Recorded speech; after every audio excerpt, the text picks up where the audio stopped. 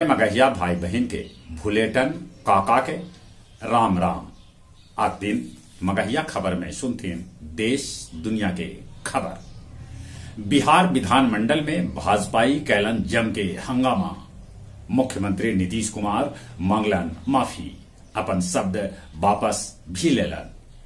IIT Mumbai है भारत के सबला टॉप शिक्षण संस्थान, बाकी एशिया में एक नंबर है 40वां।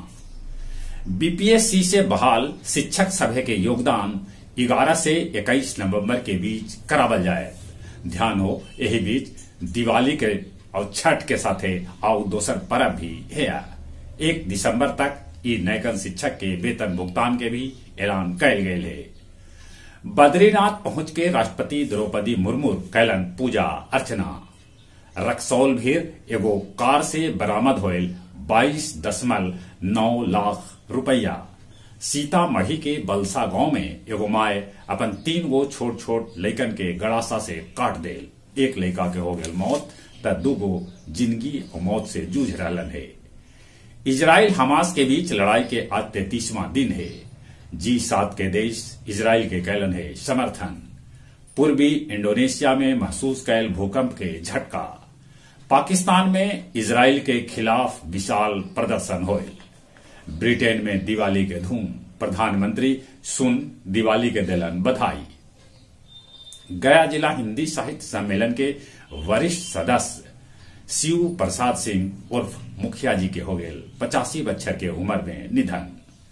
गया जी में 2 दर्जन से बेसी पंडाल में काली पूजा मनावल जाए। फर्जी तरीका से एपी कॉलोनी स्थित बैंक ऑफ इंडिया के अंचल कार्यालय में योगदान देवे आये एगो युवक के पुलिस धर दबोचल। गया के सरजू घाट तालाब पर ई बछर छठ के अर्घ न देवल जाए।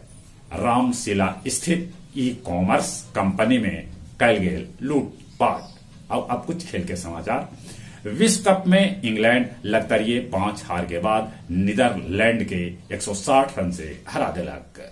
बेन स्टोक ठोकलन शतक। आज विश्व कप में न्यूजीलैंड के मुकाबला श्रीलंका से हुए।